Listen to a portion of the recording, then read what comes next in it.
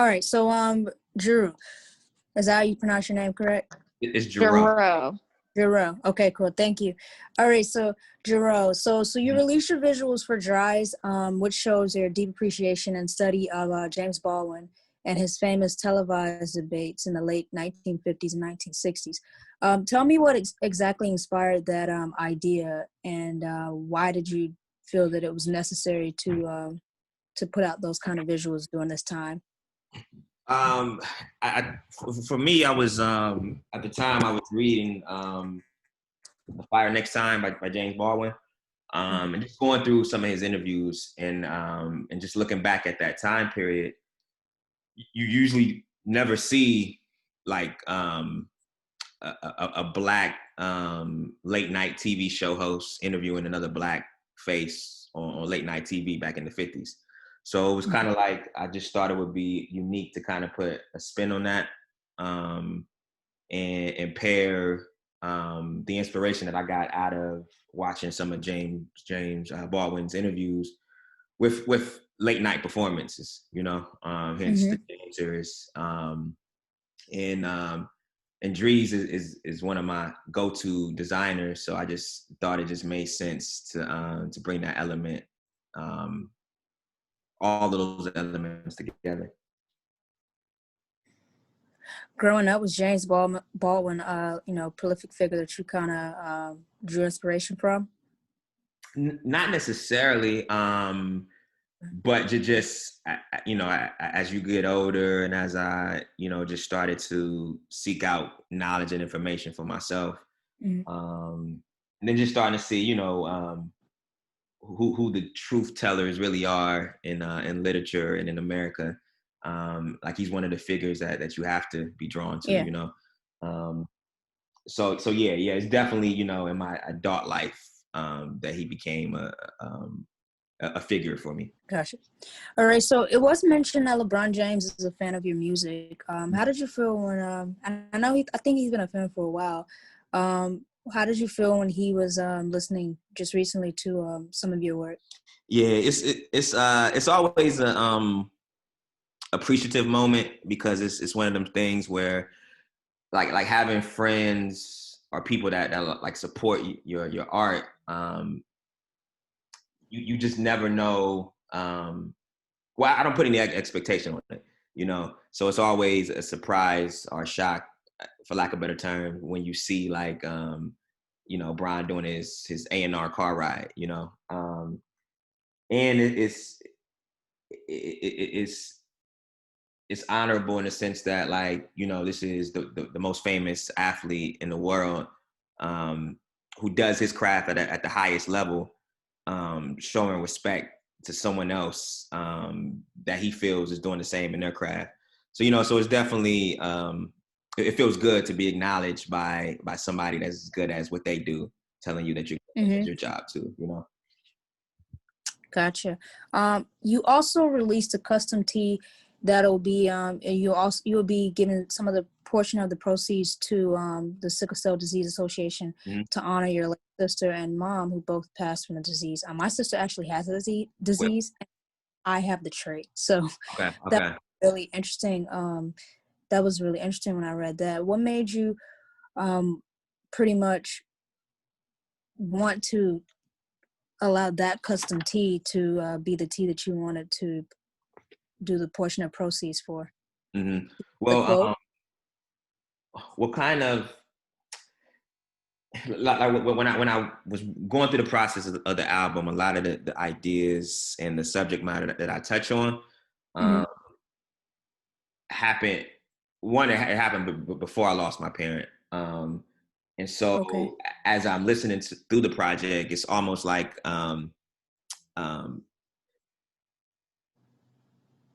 there's a lot of foreshadowing, and so it's kind of eerie and it's kind of weird when I go back and listen to it because I had no clue that that was going to happen.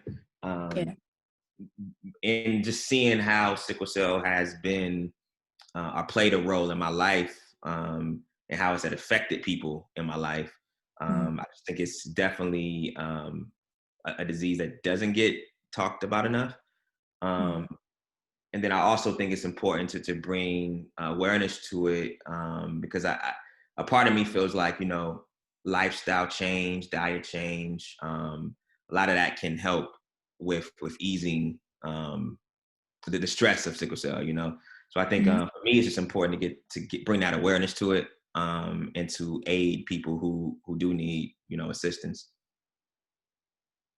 Got it. What do you think made James Baldwin such a prolific figure in the fight for racial injustice? And I want to also touch and ask you a question too before you get to that Mhm. one.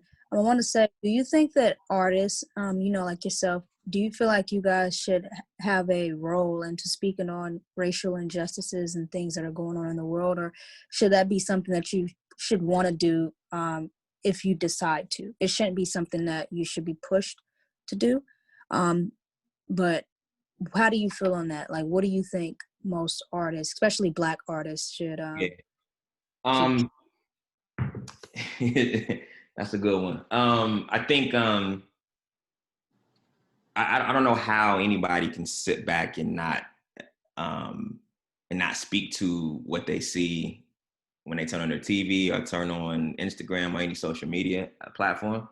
Mm-hmm. Uh, I do think people should be self-aware enough to know that they don't have all the answers, to know that there are people who have been doing the work for decades, who need our support. Mm-hmm. So I think a lot of times celebrity are people in that space, feel like they need to say something just because they have a platform. But most times I would rather them highlight somebody in that space who knows what they're talking about. Um, and if you can't find the words, there's somebody else who has the words. And so I don't know if if you should be condemned for not saying Mm-hmm. anything. Then again, it's like, I don't know how you don't. Right. And the second when I asked about James Baldwin being what made you, why do you feel like he was such a prolific figure in the fight for racial injustice during his time? Um, well, I think part of it has just been him being his authentic self, Mm-hmm. you know, and and just hearing him speak and in his writing, like it's very I won't say polarizing, but it does get Mm-hmm. your attention. You know, it does make you want to listen. It does make you want to ask yourself tough questions. At least for me, because sometimes, you know, there's a lot of people who may be saying the right things, but for whatever reason you don't want to hear Right. from them. You know, and so it's like, some people, you know, it can be boring. But I think his approach and the authenticity and just how, you know, how he uses words, I think it's very is captivating. All right. So, do you have a top five favorite rap hip hop Mm. Hip hop, what, like artists or? artists? Uh, Not really, honestly. Like, Okay. I mean, I definitely go through phases where, you know, some artists were more influential, or, you know, I would gravitate towards more than others, you know. Um, Mm-hmm. but I don't know if I got a favorite. If you had to, yeah, I don't got a favorite. All right. So, if you could work with one artist that you haven't had a chance to work with, who would that artist be? Dead or alive? I guess dead or alive. Yeah, it doesn't matter. Okay. Oh, that's a tough one. You know what? Because I never really look at it from a perspective like I want to work with that artist. I just really Mhm. appreciate like artists' work. You know, like Frank is one. You know, like I really appreciate his writing. Um, Gotcha. I mean, if he said let's do a song, I'm not gonna say no, but like I Uh-huh. don't need to do a song with him. You know what I'm saying? Uh-huh.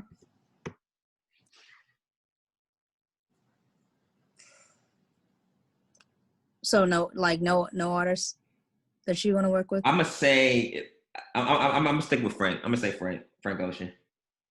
Oh, Frank Ocean. Oh yeah, that'll be dope.